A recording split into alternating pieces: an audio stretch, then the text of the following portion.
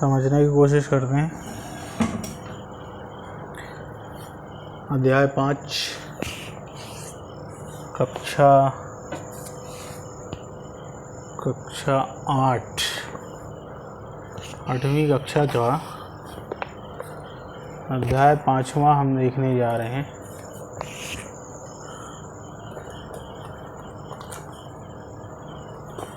अध्याय 5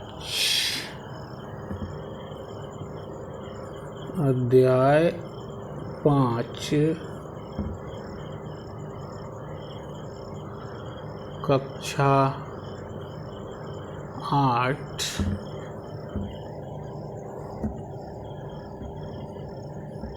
सूचनाओं की खोज में।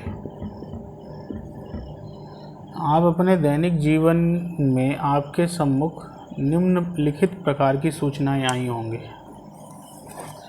दैनिक जीवन मतलब रेगुलर लाइफ में हमारे जीवन में बहुत सारी सूचनाएं आई होंगी। जैसे पिछले 10 टेस्ट मैचों में बल्लेबाज द्वारा बनाए गए रन।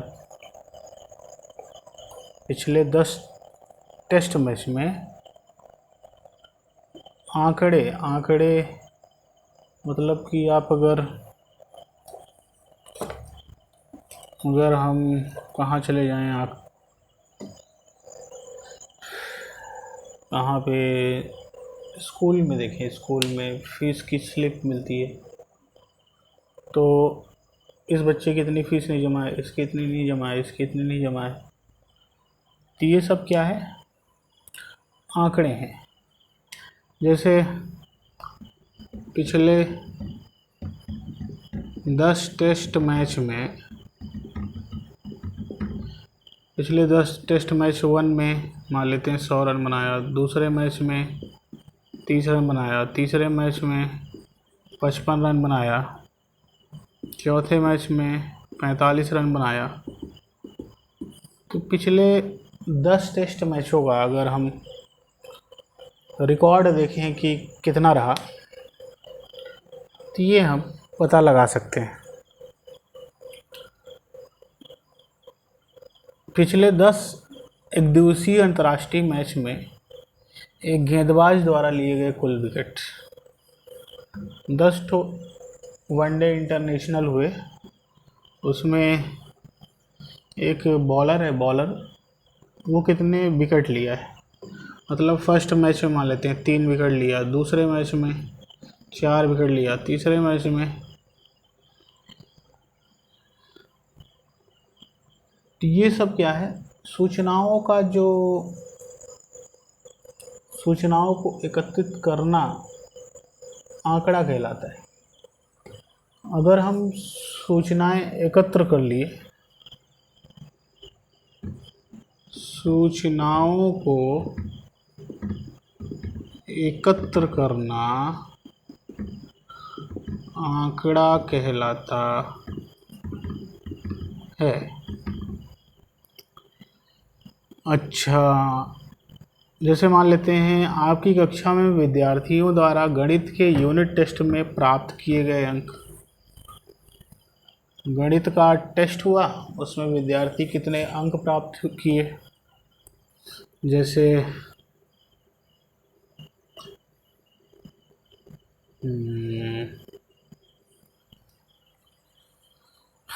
कक्षा के विद्यार्थियों द्वारा गणित के यूनिट टेस्ट में प्राप्त किए गए अंक। अच्छा, मान लेते हैं ए बच्चा था 30 अंक पाया, बी बच्चा 40 अंक पाया, सी बच्चा 15 अंक पाया। तो ये क्या है? ये सूचनाओं को हमने एकत्र किया, तो इसको इंग्लिश में डाटा कहते हैं।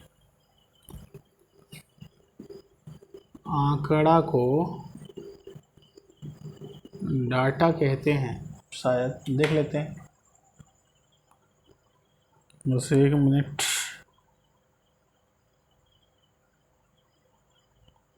सूचना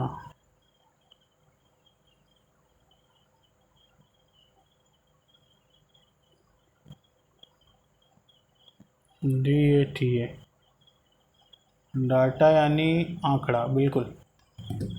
तो इसको डाटा कहते हैं। आंकड़े प्रायः एक ऐसी स्थिति के संदर्भ में एकत्रित किए जाते हैं जिसका अध्ययन हम करना चाहते हैं। उदाहरणार्थ, एक अध्यापिका की अपनी कक्षा के विद्यार्थियों की औसत एक अध्यापिका है, अपने कक्षा के विद्यार्थियों की एवरेज हाइट नापना चाहती है। एक teacher, she want to know the average height of the students. Suppose there is a teacher, एक शिक्षिका है या शिक्षक है, वो अपने कक्षा के विद्यार्थियों की एवरेज हाइट जानना चाहता है। उसको ज्ञात करने के लिए वो कक्षा के सभी विद्यार्थियों की ऊंचाई लिखेगी। अगर वो एवरेज हाइट नापना चाहती है, if she want to measure average height of the students, अगर वो विद्यार्थियों की एवरेज हाइट नापना चाहती है तो क्या करेगी? सभी विद्यार्थियों की ऊंचाई लिखेगी। विद्यार्थी ए की ऊंचाई लिखेगी, कितने सेंटीमीटर है। विद्यार्थी बी की ऊंचाई लिखेगी सेंटीमीटर में। विद्यार्थी सी की ऊंचाई लिखेगी और सब की ऊंचाई को जोड़ देगी। Sum of all height upon total number of students, कुल सभी बच्चों की ऊंचाई जोड़ लेगी upon total number of student से भाग दे देगी। तो सभी बच्चों की ऊंचाई याद कर लीजिए, कुल बच्चों से भाग दे दीजिए, तो ये आ जाएगा विद्यार्थियों की औसत ऊंचाई। विद्यार्थियों की औसत ऊंचाई कितनी है ये हम पता लगा सकते हैं इस तरह से। तो ये एक आंकड़ा था। आंकड़ा क्या है? सूचनाओं का कलेक्शन। सूचनाओं को अगर हम एकत्र कर लें उसको कहते हैं आंकड़ा। उसे ज्ञात करने के लिए वह कक्षा के सभी विद्यार्थियों की ऊंचाई लिखी, सब बच्चों की ऊंचाई लिखी और इसको क्रमबद्ध रूप से क्रम इकट्ठा करेगी और फिर उसको व्याख्या करेगी। कभी कभी ग्राफ आंकड़ों को यह सुस्पष्ट करने के लिए कि वो क्या निरूपित करते हैं, आलेखी रूप से निरूपित किया जाता है। कभी कभी यहाँ पे दिया है, आंकड़ों को सुस्पष्ट करने के लिए कि वे क्या निरूपित करते हैं, आलेखी रूप से निरूपित किया जाता है। क्या आपको उन विभिन्न प्रकार के आलेखों के बारे में कुछ याद है जो हम पिछली कक्षा में पढ़े थे? जैसे एक चित्रालेख, संकेतों का प्रयोग करते हुए आंकड़ों का चित्रीय निरूपण।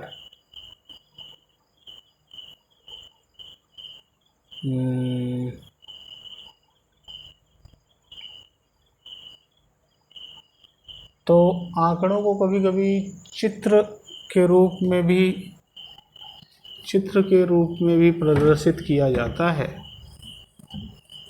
चित्रीय रूप, जैसे जुलाई में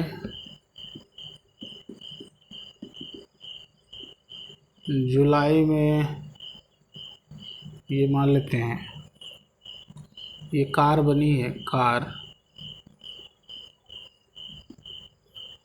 और इसको कैसे बनाया जाए? कार तो हमसे बन नहीं रही है, तो ये मान लेते हैं ये कार है, 1 2 और ये आधा, ये और ये आधा। तो अगर ये एक कार 100 कार को बता रहा है, अगर ये नंबर 100 कार को बता रहा है, ये दूसरा नंबर फिर 100 कार को बता रहा है, ये तीसरा नंबर ये इसका आधा है इसलिए ये 50 कार को बता रहा है। 100 कार 100 कार, मतलब ये चिन्ह अगर 100 कार को प्रदर्शित कर रहा है, ये जो चिन्ह है अगर ये 100 कार को प्रदर्शित कर रहा है तो 100 कार ये 50 कार, तो 100 प्लस 100 प्लस 50, तो टोटल कितने कार हो गए? 250 कार वो प्रदर्शित कर रहा है। फिर अगस्त में अगर चलें, अगस्त में अगर हम जाएं तो ये एक कार प्लस ये दूसरी कार प्लस ये फिर ये तीसरी कार, मान लेते हैं ये भी बड़ा वाला है, तो ये चिन्ह 100 कार को बता रहा था, ये भी चिन्ह 100 कार को बता रहा था, ये भी चिन्ह 100 कार को बता रहा था, तो टोटल कितनी कार हो गई? 300 कार। सितंबर में जाएं, सितंबर में अगर जाएं तो ये कार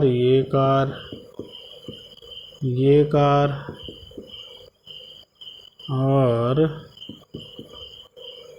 ये कार, तो टोटल कितनी कार हो गई? 100 कितनी हो गई? 400 कार हो गई। तो जुलाई महीने में कितनी कार का उत्पादन हुआ? तो ये हम क्या कर सकते हैं कि हम लोग चित्रीय रूप में यहाँ हम कार का चित्र बना सकते हैं। हम यहाँ पे एक किताब में बना है, थोड़ा सा हमसे बनाते नहीं बना ये कार, तो हम कार को चित्रीय रूप में भी दिखा सकते हैं, उसका चित्र बना के दिखा सकते हैं। तो ये कार 1, कार 2, कार 3 और बस कार लिखो, तो ये चित्र रूप से भी दिखा दिए। ये मान लीजिए जुलाई महीने का था, अब क्वेश्चन पूछ रहा है जुलाई महीने में क्वेश्चन ये कह रहा है जुलाई के महीने में कितने कारों का उत्पादन हुआ? कितनी कार मिली जुलाई में?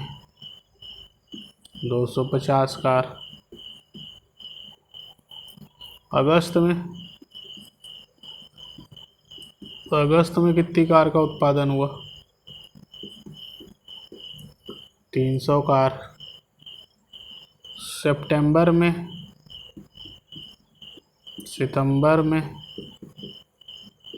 400 कार। किस महीने में कारों का अधिकतम उत्पादन हुआ? एक किताब में लिखा है। किस महीने में, जैसे क्वेश्चन पूछ लिया, किस महीने में कार का उत्पादन ज़्यादा हुआ? क्वेश्चन ये पूछा था कि जुलाई के महीने में कितनी कारों का उत्पादन हुआ? कितनी कार का उत्पादन हुआ? 250 था। फिर पूछा किस महीने में कारों का अधिकतम उत्पादन हुआ? तो सितंबर में क्या था? सितंबर में क्या था? ये कार 1, कार 2, कार 3, कार 4, ये 100 कार, फिर ये 100 कार, फिर ये 100 कार, फिर ये 100, तो टोटल 400 कार का ये उत्पादन हुआ। अच्छा, आगे अगर देखें तो इन आंकड़ों को हम एक बार ग्राफ से भी दिखा सकते हैं। इन आंकड़ों को अगर हम बार ग्राफ बनाएं, बार ग्राफ जिसको हम इंग्लिश में बार ग्राफ बोलते हैं, हिंदी में दंड आलेख, यहाँ पे लिखा है, यहाँ पे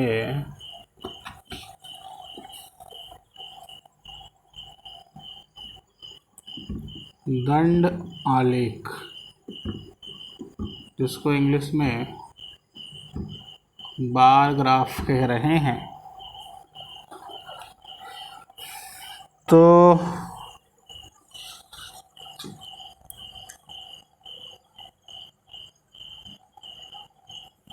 जैसे यहाँ पे ये लाइन खींच दी है, तो ये इस तरह की रॉड से बनाना, ये छोटे छोटे पिलर जैसे ग्राफ अगर बना दें, ये पिलर जैसे ग्राफ अगर हम बना दें,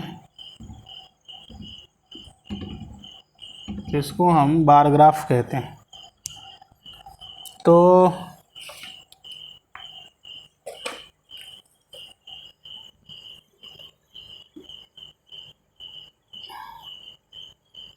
तो इस तरह का अगर हम ग्राफ बनाएं, तो ये लिखा है 2003 से 4, यहाँ पे लिखा है 2004 से 5, यहाँ पे लिखा है 2005 से 6, यहाँ 2006 से 7, ये 2007 से 8। ये है शैक्षिक वर्ष, और यहाँ पे है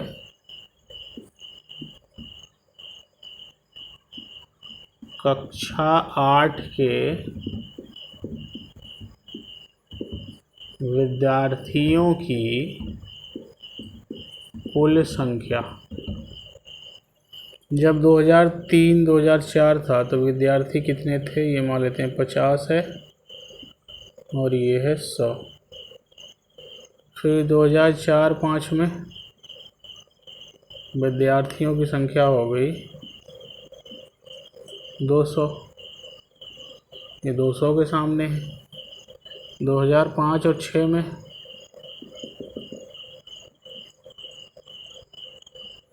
250 मार दिए। 2006 और 7 में 300 टच कर गए बच्चे। 2007 और 8 में कितने टच कर गए, 350। ठीक है, तो यहाँ पे शैक्षणिक वर्ष दिया है कि कौन से ईयर में,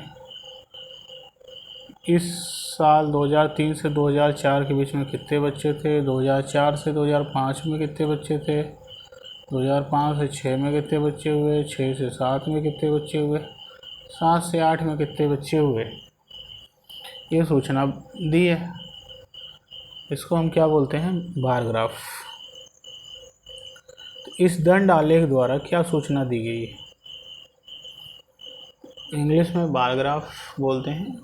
बार ग्राफ क्या होता है कि अगर ऐसे हम रॉड के फॉर्म में, ये वर्टिकल लाइन के फॉर्म में, जिनमें एक गैप हो, ये ऊर्ध्वाधर पिलर हो और उनमें कुछ गैप हो, ये ऊर्ध्वाधर पिलर हो उनमें कुछ गैप हो, ऊर्ध्वाधर पिलर हो उनमें कुछ गैप हो, ये ऊर्ध्वाधर पिलर हो उनमें कुछ गैप हो, ऐसी ये लाइन रहेंगी और उनमें कुछ गैप रहेगा। तो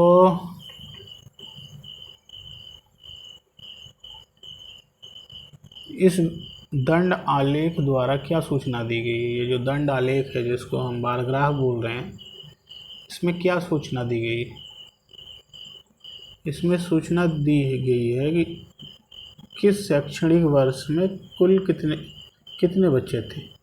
तो 2003 और 4 में ये पिलर किसके सामने है, 100 के सामने है, यानी 2003 और 4 में 100 बच्चे थे। 2004-5 में 200 बच्चे थे। 2005-6 में 250 बच्चे थे। 2006-7 में 300 बच्चे थे। 2007-8 में 350 बच्चे। क्वेश्चन तो ये पहला क्वेश्चन है कि इस दंड आलेख द्वारा क्या सूचना दी गई है। तो दंड आलेख द्वारा सूचना ये दी गई है, क्या सूचना दी गई है कि शैक्षणिक वर्ष में इस निम्न शैक्षणिक वर्ष में कितने बच्चे।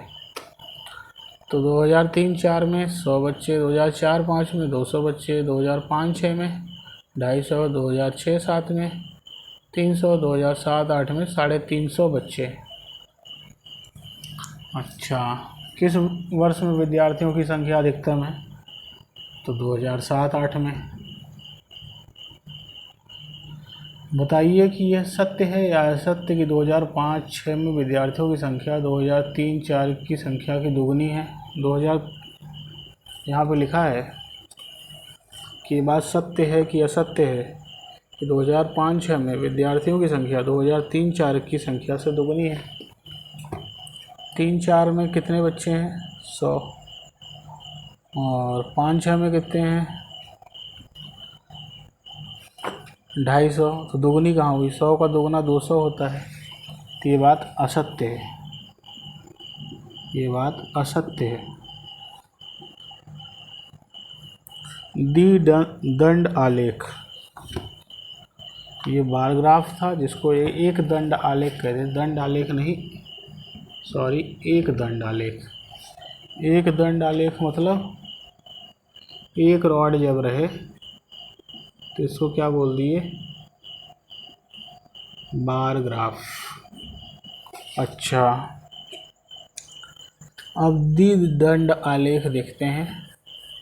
द्विदंड आलेख, द्विदंड आलेख दूसरा देखते हैं। तीसरा द्विदंड आलेख, द्विदंड आलेख जिसको हम बोलते हैं double bar graph. Double bar graph आंकड़ों के दो समूहों को एक साथ दर्शाने वाला, आंकड़े के दो समूह हैं उसको एक साथ दर्शा देगा। यहाँ पे लिखा है आंकड़ों के दो समूहों को एक साथ दर्शाने वाला दंड आलेख। दो ठो समूह हैं उसको एक साथ दर्शा रहा है, उसको बोलते हैं इंग्लिश में डबल बार ग्राफ। तो दो समूह को एक साथ दर्शाता है, जैसे देखें,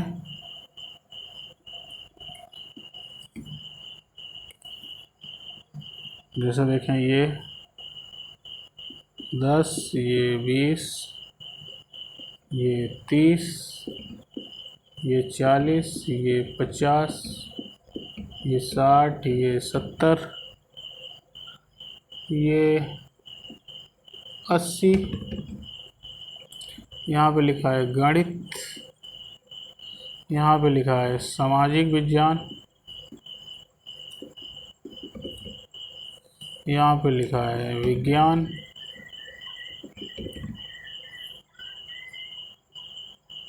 यहाँ पे लिखा है अंग्रेजी,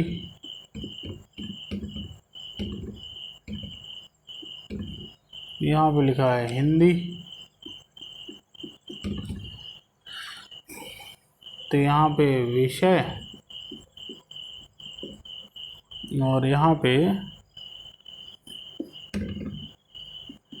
एक विद्यार्थी द्वारा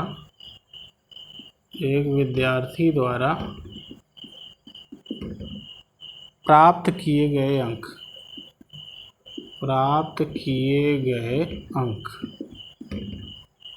अच्छा, गणित में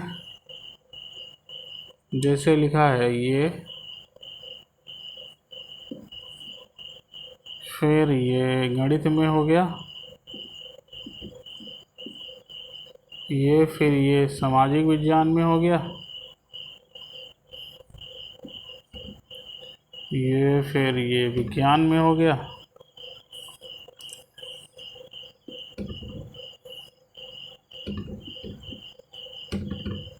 ये अंग्रेजी में हो गया, और ये हिंदी में हो गया। तो यहाँ दो दो रॉड लगी हैं, दो दो डंडे लगे हैं, तो इसको बोलते हैं द्विदंड आलेख। द्विदंड आलेख, डबल बार ग्राफ। तो 2005-06 और 2006-07 ये जो है, ये इसको हम मान लेते हैं ये लाइन है, इनमें लाइन है,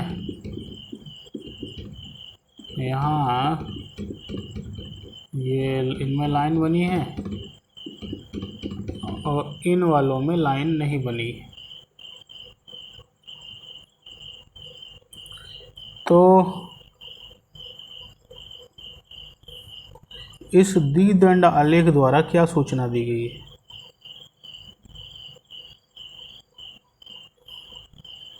ये जो ये दिया है कि जो ये खाली वाला है ये 2005-2006 के लिए जानकारी दे रहा है, और ये जो भरा वाला है ये 2006-2007 की जानकारी दे रहा है। तो यहाँ पे क्वेश्चन ये पूछा है, क्वेश्चन इस द्विदंड आलेख द्वारा क्या सूचना दी गई? द्विदंड क्यों है? क्योंकि यहाँ पे दो रॉड लगी हैं, 1 2 1 2 1 2। इस द्विदंड आलेख द्वारा क्या सूचना दी गई है, बताएं, इसमें क्या सूचना दी गई है? इसमें सूचना ये दी गई है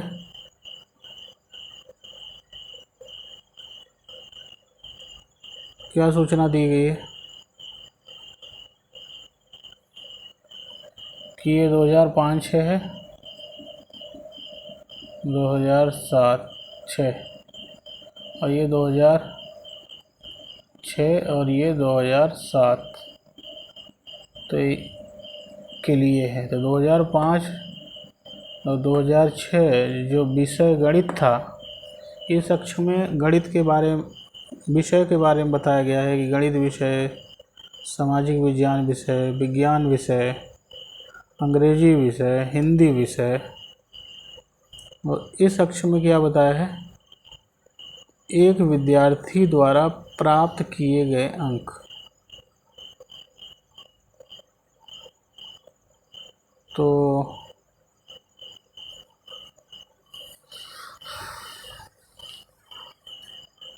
इस द्विदंड आलेख में ये क्या बता रहा है? यहाँ बोल रहा है क्वेश्चन, इस द्विदंड आलेख द्वारा क्या सूचना दी गई है? तो इस द्विदंड आलेख से हमें ये पता चल रहा है, ये क्योंकि 2005 है, 2006 के लिए है, तो 2005-06 में गणित विषय में 2005-06 में कितना पाया था? 30 नंबर। और गणित में ये ऊंचाई 60 तक है। गणित में कितना पाया था? 2006-07 में 60 नंबर पाया। और यहाँ पे कौन से साल की अगर बात करें, यहाँ पे 2005-06 की बात करें तो यहाँ पे कितना पाया है?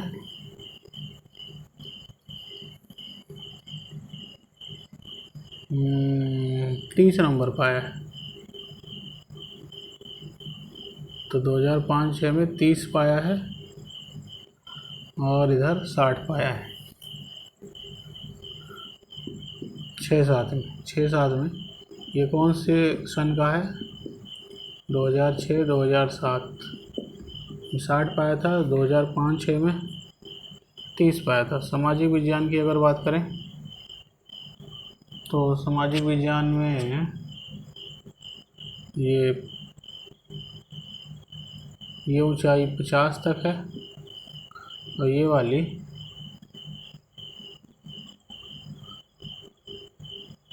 55 तक है। तो ये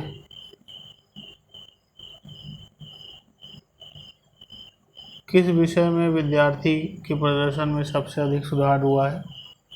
प्रदर्शन में सुधार अगर देखें तो यहाँ पे सबसे बड़ी ऊंचाई गणित की है।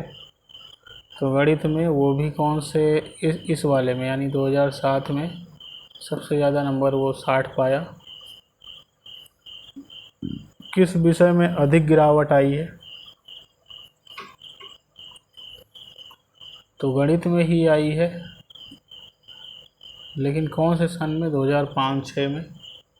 ये 5-6 के लिए है ना, तो ये 30 नंबर पाया था।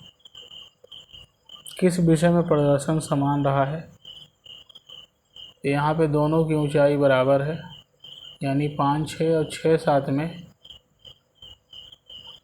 ये समान अंक पाया है, क्योंकि दोनों की ऊंचाई बराबर है। यानी ये चिन्ह 5-6 के लिए है, तो 5-6 में जितने अंक पाया था वही 6-7 में भी पाया है। ठीक है,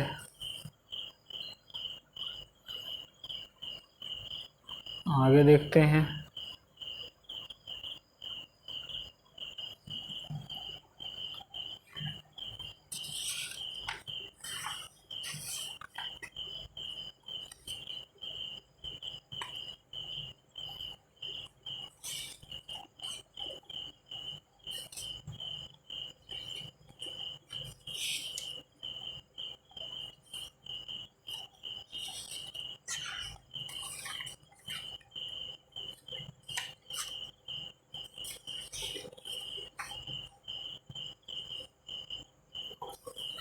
सोचिए, चर्चा कीजिए और लिखिए। तो यहाँ पे दिया है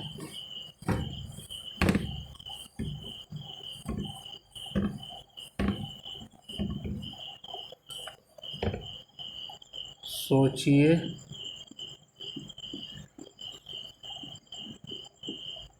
चर्चा कीजिए और लिखिए। यदि हम एक दंड आलेख के दंडों में से किसी एक स्थिति को बदल दें तो क्या प्रदर्शित जानकारी में कोई बदलाव या परिवर्तन होगा?